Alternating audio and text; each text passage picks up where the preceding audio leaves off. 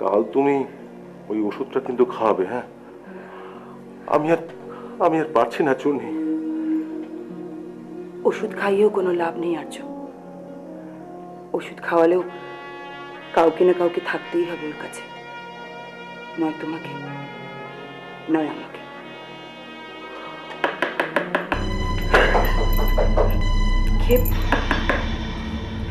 কোথাও লুকিয়ে পড়ো। কোথায় কোথায় কোথায় লুকাবো আমি?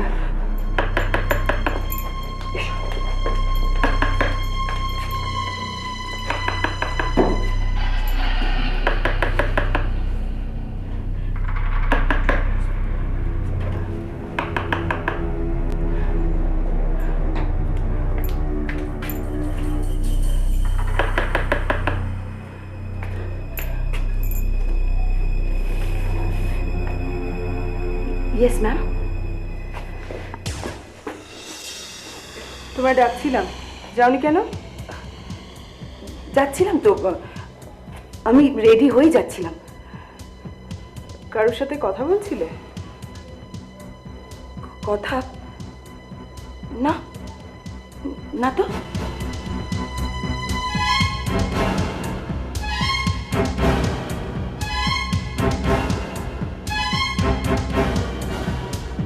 না তো। আমি যেন কার গলা শুনলাম মনে হলো।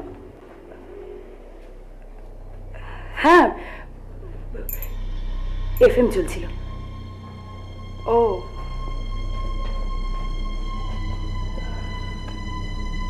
চলছে না তো? আপনি নক করলেন, আমি বন্ধ করে দিলাম। তাই ঠিক আছে, তুমি রেডি হয়ে ঘরে এসো, আমি যাচ্ছি। Yes ma'am.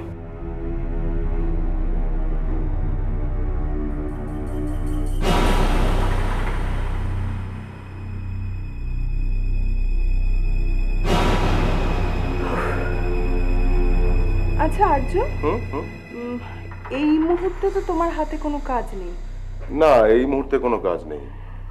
না, আমি আজকের কথা বলছি না, আমি বলছি আগামী 2-3 দিন তোমার হাতে তো তেমন কোনো কাজ নেই। আসলে আমাকে 3 দিনের জন্য ঝাড়গ্রাম যেতে হবে। তুমি যাবে? কবে যাবে? আজকে। কোনো দরকারি কাজ? হুম, দরকারি বলতে পারো। আসলে ওখানে আমাদের বেশ কিছু প্রপার্টি রয়েছে। কেয়ারটেকার বলছিল ওখানে কী সব ঝামেলা হয়েছে। ও, আমাকে ওই জন্য একবার যেতে হবে। চলো না, খুব সুন্দর জায়গা, তোমার খুব ভাল লাগবে। আসলে একটা কমিটমেন্ট ফেল হবে। ঠিক আছে, সে হয় হোক। তুমি তুমি যখন বলছো ঠিক আছে, আমি যাবো যাবো। কিসের কমিটমেন্ট? না আসলে ক্যাসেটটা তো ছিঁড়ে গেল, কাজটা আবার নতুন করে মানে আবার লিখতে হবে, এই আর কি। ভালোই তো, তুমি ওখানে বসে লিখবে। দেখো, ঝাড়গ্রামে বসে কাজ হবে না, আর কালকেই আমাকে শোনাতে হবে, এই তাই বলছিলাম আর কি। ধুর, আমি একা যাব? আমার একা যেতে একদম ভাল লাগে না। না না, একা যাবে কেন? তুমি বরং অন্য কাউকে নিয়ে যাও। কার কথা বলছি? দেখো, আমি তো তোমার কোনো বন্ধু বান্ধবকে চিনি না, আমি আবার কার কথা বলবো? তোমার যাকে ভালো লাগে তাকেই নিয়ে যাও। কাকে সঙ্গে নিয়ে যাই? হ্যাঁ, ঠিকই বলেছেন। আমার কোনো অসুবিধা হবে না ম্যাম, আমি ঠিক যেতে পারবো। গাড়িতেই তো যাবেন। তোমার কি মাথা খারাপ হয়েছে? তুমি এই শরীরের অবস্থা নিয়ে আমার সাথে ঝাড়গ্রাম যাবে ভাবছো? বলছি তো ম্যাম, আমার সত্যি কোনো অসুবিধা হবে না। আমার সুবিধে নিয়ে তোমায় ভাবতে হবে না, আমি চলে যেতে পারবো। সে কি ম্যাম, আপনি আপনি একা একা যাবেন? কিন্তু আমি না গেলে আপনার দেখাশোনা করবে কি ম্যাম? সেটা তোমায় ভাবতে হবে না। দাঁড়াও, আমি ডক্টর রয়কে একবার কল করি। না না, ডাক্তার দেখার দরকার নেই। আমি তো ওষুধ খেয়েছি, পরে না হয় দরকার হলে। কিন্তু তুমি কথা দাও, বাড়াবাড়ি হলে তুমি ডাক্তার দেখাবে। আপনি অত চিন্তা করবেন না ম্যাডাম, আমি নিশ্চয়ই ডাক্তার দেখিয়ে নেব। তোমার এরকম শরীরের অবস্থা, আমি কি করে চিন্তা না করে থাকি বলো। ঠিক আছে, আমি চলি। হ্যাঁ, আর শোনো, তুমি কিন্তু এই শরীর নিয়ে নিচে অফিসে বসতে যেও না, আর ফোন কল টলগুলো ধরার দরকার নেই, ঠিক আছে? আপনি যেমন বলবেন ম্যাম।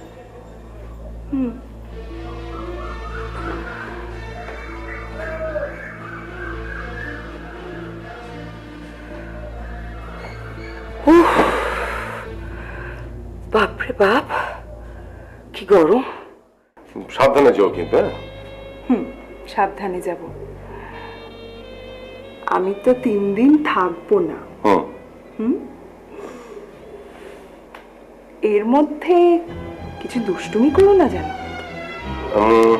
কাল সুমিতের সঙ্গে মিটিং, পরশুদিন ডিরেক্টরের সঙ্গে। ডার্লিং, এর মধ্যে দুষ্টুমিটা কার সঙ্গে করবো বলো তো? কেন, চুন্নি তো বাড়িতে থাকবে। অভয়দার চোখ এড়িয়ে সম্ভব নাকি? তাছাড়া তুমি আমাকে এই ভাবলে? আসলে কি জানো তো, মানে তুমি কি ভাববে আমি জানি না। আমি না মাঝে মাঝে তোমার ব্যাপারে খুব ইনসিকিউর ফিল করি।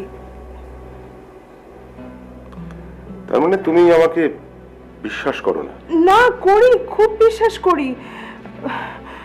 তবু কেন জানি না আমি ভীষণ ইনসিকিউর ফিল করি। আমার না সবসময় মনে হয় তুমি বোধহয় আমাকে বিয়ে করে সুখী হওনি। বৈশাখী, তোমার একটা কথা বলি। দেখো, এটা তোমার এক ধরনের কমপ্লেক্স, ইনফিরিয়রিটি কমপ্লেক্স। আমি তোমায় পেয়ে ভীষণ খুশি, ভীষণ। এতটাই খুশি যে আমার নিজের ভাগ্যকে হিংসে করতে ইচ্ছে করে। হ্যাঁ, সেটা হয় নাকি কখনো? হয় হয়। মানুষের মন তো জটিল, তা কি জানো? আমি না তোমাকে ভীষণ মিস করব। আমিও, অন্তত রাতে। শুধু রাতে না, সারাদিন তো কাজকর্ম নিয়ে ব্যস্ত থাকবো, কিন্তু রাতে রাতে আমার খুব একা মনে হবে, ভীষণ ভীষণ একা।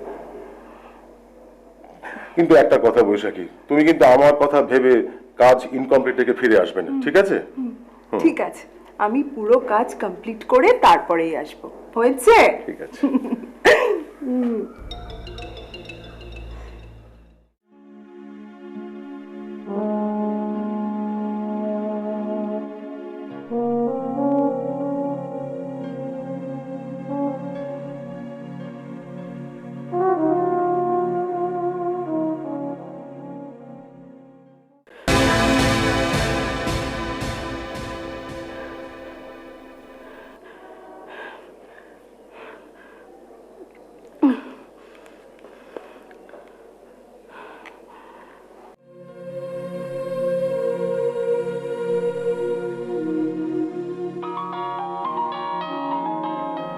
এত রাতে আবার কে ফোন করলো? আমি না দেখেই বলতে পারি, ম্যাডাম ফোন করেছে। ম্যাডাম? হ্যাঁ, ঠিক বলেছ। চুপ করো, কোনো কথা নয়। হ্যাঁ, হ্যালো। কি করছিলে? ঘুমিয়ে পড়েছিলাম তো। এত রাতে তুমি ফোন করলে? ঘুমোনি? না, আমিও ঘুমোচ্ছিলাম। আসলে না একটা বাজে স্বপ্ন দেখে ঘুমটা ভেঙে গেল। কি দেখলাম জানো? আমি দেখলাম তুমি কোথায় যেন দূরে সরে যাচ্ছ। আমি ধরার চেষ্টা করছি কিন্তু পারছি না। তুমি কিরকম একটা মিলিয়ে যাচ্ছ। আমি কোথাও মিলিয়ে যাইনি, আমি শুয়ে আছি তোমার ঘরে। এবার যাও, তুমি ঘুমিয়ে পড়ো, কাল সকালে কথা হবে। আচ্ছা, চূর্ণি কেমন আছে? ভালোই আছে মনে হয়। মনে হয় কেন? তুমি জানো না? অভয়কে দিয়ে তো আজ সকালে ওষুধ পাঠালাম, যদি সুস্থ না হতো তাহলে খবর দিত নিশ্চয়ই। ও, একবারই আবার খবর নেওয়াটা কি মানায় বৈশাখী? তুমি ঘুমিয়ে পড়ো, দরকার হলে কাল সকালে তুমি ফোন করে খবর নিও। রাখছি, গুড নাইট। রাখি। কি হলো, কোথায় যাচ্ছ?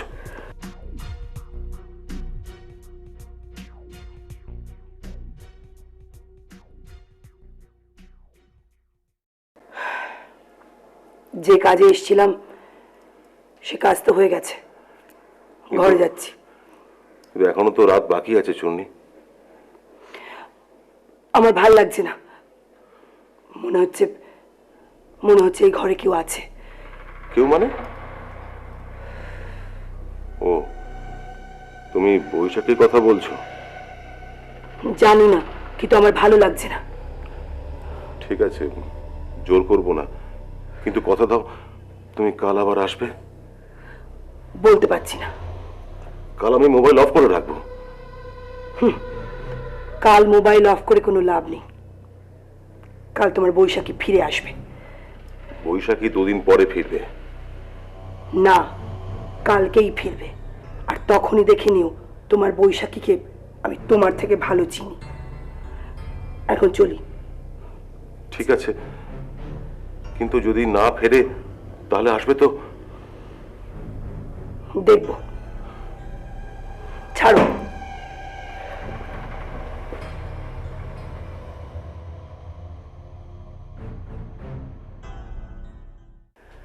আমি একটা জিনিস বুঝতে পারছি না।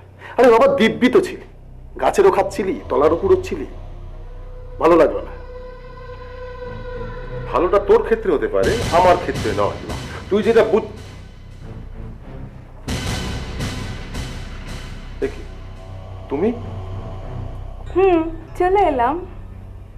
সে তো দেখতেই পাচ্ছি। তোমার তো পরশু ফেরার কথা ছিল। তাতে এরকম ভূত দেখার মতো চমকে উঠেছো কেন? হ্যাঁ, চমকে। আমার কাজ হয়ে গেল তাই আমি চলে এলাম। আর তাছাড়া জানো তো, আমার হঠাৎ মনে পড়ে গেল আমার একটা খুব জরুরি নেমন্তন্ন আছে, যেতেই হবে। তুমি তো কাল রাতেও কিছু বললে না। আচ্ছা, আমি একটা জিনিস বুঝতে পারছি না আর্য, আমি আশায় কি তুমি খুশি হওনি? না, খুশি? আরে অখুশি হব কেন, বরং বলতে পারো বেশ খানিকটা অবাক হয়েছি। যাকে বাদ দাও, বাদ দাও। আমার বন্ধুর সঙ্গে আলাপ করে দিই। আমার বন্ধু সুমিত। নমস্কার। আপনার কথা অনেক শুনেছি আপনার বন্ধুর কাছে। তো কি নিয়ে তোমাদের এত তর্ক হচ্ছিল? তর্ক? কই কই না তো। সে কি, আমি তো আসার সময় শুনতে পেলাম বেশ একটা উত্তেজিত কথাবার্তা হচ্ছে। না দেখো, ও একটু ব্যবসা করতে গেলে একটু কথা কাটাকাটি হয়, ওটা তেমন কিছু না। তাতে ব্যবসারই ক্ষতি হয়। এই জন্যই আমি তোমায় পার্টনারশিপে ব্যবসা করতে বারণ করেছিলাম। হ্যাঁ, তার জন্য অনেক টাকার প্রয়োজন। আমি কি তোমায় বলেছি নাকি যে আমি টাকা দেব না? ঠিক আছে, এসব কথা এখন থাক। তুমি এতটা জার্নি করে এলে, একটু রেস্ট নাও। আমি ওর সঙ্গে কথা বলেই আসছি। ঠিক আছে, আমি রেস্ট নিচ্ছি, ঘরে যাচ্ছি। তুমি ওনাকে ছেড়ে ঘরে এসো। ঠিক আছে।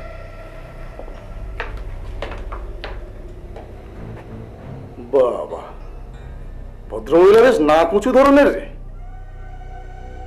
এমন ভাব করছে যেন ঘরে আর কেউ নেই। শোনো, বিয়ের পর থেকে আজ অবধি তুমি আমার সাথে কোনো অকেশনে যাওনি। ঠিক আছে, পরের বার যাব, কথা দিচ্ছি। তুমি শুধু আমাকে দুদিন আগে জানিও, তাহলেই হবে। কেন এসব কাজ করো? ব্যবসা তো আছে।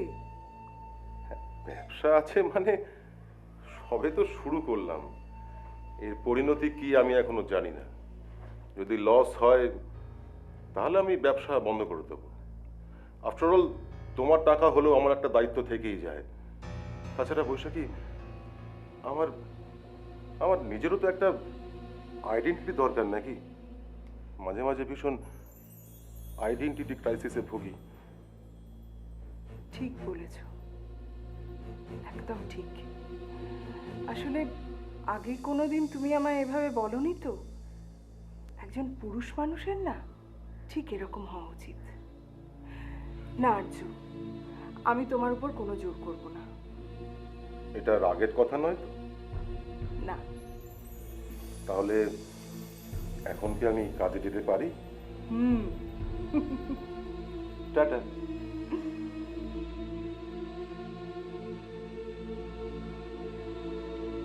আশ্চর্য, আজকে পার্টিতে না গেলে তোমার সাথে দেখাই হতো না। ইনফ্যাক্ট আজকে যদি আমি পার্টিতে না যেতাম, আমি জানতামই না তুমি কলকাতায় আছো। আর আমিও যদি পার্টিতে না যেতাম তা তো জানতেই পারতাম না যে তোর বিয়ে হয়ে গেছে। আসলে না, হঠাৎ করেই ব্যাপারটা হয়ে গেল, কাউকে জানানোর সময় পাইনি। ভেবেছিলাম পরে সবাইকে ডেকে একটা পার্টি থ্রো করব। বুঝতে পেরেছি। আমি তার মানে এখন কাউকের দলে চলে গেছি, তাই তো? এরকমই হয় রে বৈশাখী, এরকমই হয়। মেয়েরা বিয়ের পর দুনিয়া ভুলে যায়। যাকে তুই যার জন্য দুনিয়া ভুলেছিস সে লোকটা কোথায়? কাজে বেরিয়েছে। ও আচ্ছা আচ্ছা আচ্ছা। তা তোর সঙ্গে পার্টিতে গেল না? আমি জোর করলে হয়তো যেত, আমি জোরটা করলাম না। আসলে তোমার কাছে লুকিয়ে লাভ নেই, আর্যর এখনো পায়ের তলায় মাটি শক্ত হয়নি। তুই তো বলছিস ওর পায়ের তলার মাটি এখনো শক্ত হয়নি, তাহলে ওর চলছে কি করে? একটা ব্যবসা করে, খুব খাটতে পারে জানো। তাই নাকি? তো ব্যবসা ক্যাপিটালটা কে দিয়েছে? আর্যর তো আমি ছাড়া কেউ নেই। কত টাকা দিয়েছিস? 11 লাখ মতো। ও নিতে চাইছিল না জানো, আমি না জোর করে দিলাম। না না, বেশ করেছিস। 11 লাখ টাকা আবার টাকা নাকি? মাত্র 11 লাখ টাকা, ঠিক করেছিস। দেখ, তুই যে এত খুশি এটা দেখে আমার খুব আনন্দ হচ্ছে। আমি চাইছি তুই সারা জীবন খুশি থাক। আমি ভগবানের কাছে সেই প্রার্থনাই করছি। কিন্তু একটা মুশকিল জানিস তো, ভগবান না আমার কথা শোনে না। যাকে উঠি, বুঝলি, থানায় যেতে হবে। ও মা, আর্যর সাথে আলাপ করা যাবে না? কেন করবো না? সে পরে করলেও চলবে তো, আমি তো কলকাতাতে আছি, ও পরে করবো। ওই তো আর্য এসে গেছে। আর্য, তোমার সাথে আলাপ করিয়ে দিই। এ হচ্ছে আমার ছোটবেলার বন্ধু, দাদাও বলতে পারো, সমীর দা। নমস্কার। নমস্কার। জানো তো, সমীর দা না ভীষণ রেগে গেছে, আমরা বিয়ের সময় জানাইনি, ওই জন্য।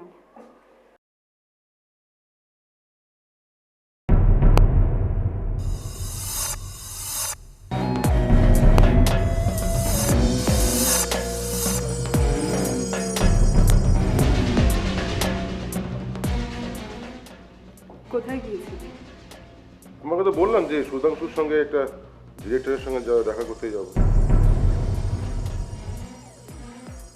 অন্য কোথাও যাওনি? না না, ওখান থেকে সোজা বাড়িতেই এলাম, কোথাও যাই।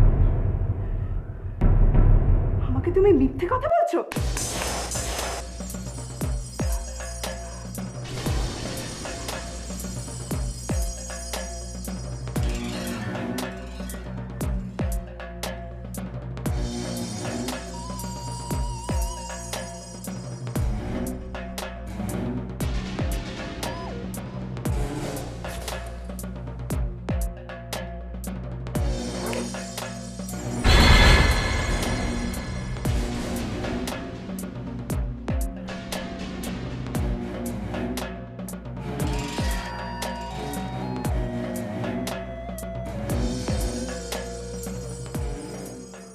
কি করছিলেন?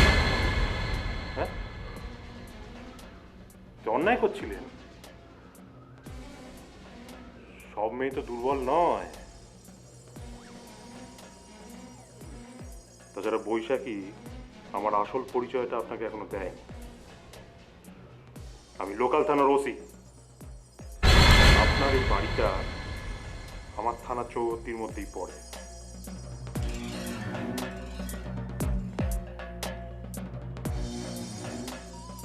এটা তো লিপস্টিকের দাগ।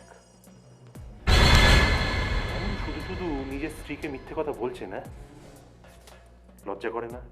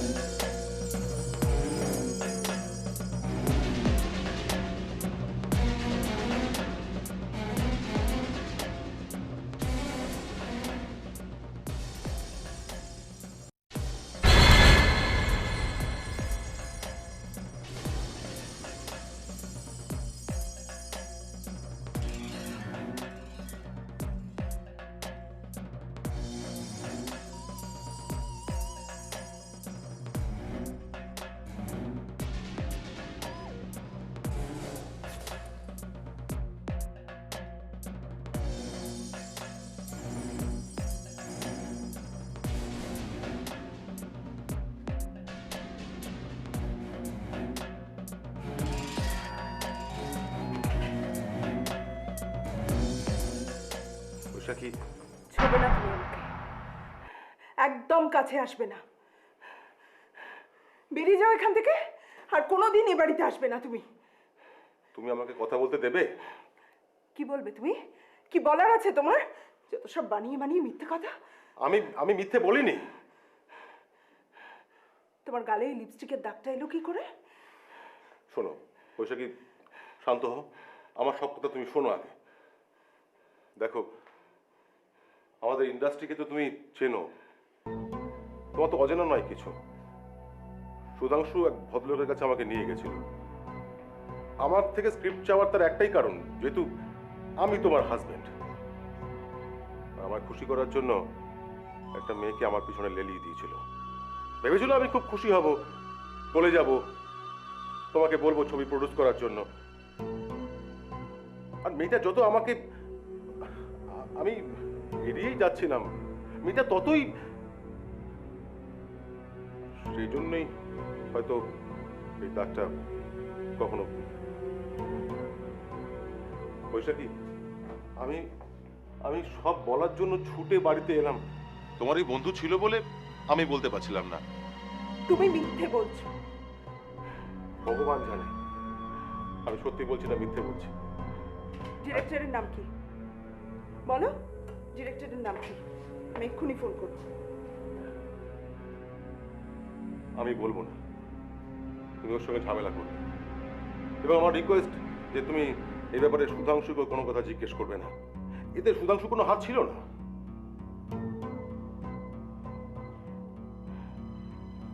তুমি সত্যি বলছো?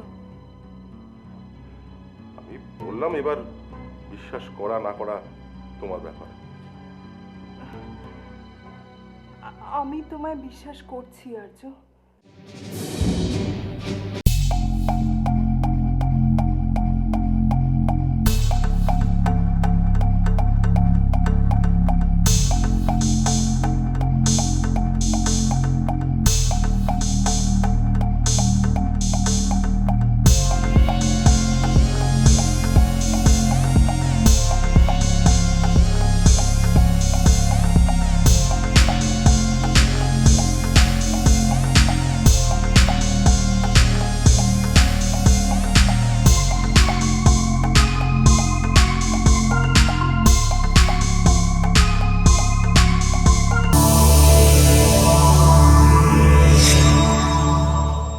এরকম আরো অনেক সিনেমা দেখতে হলে ডাউনলোড করুন ক্লিক অ্যাপ।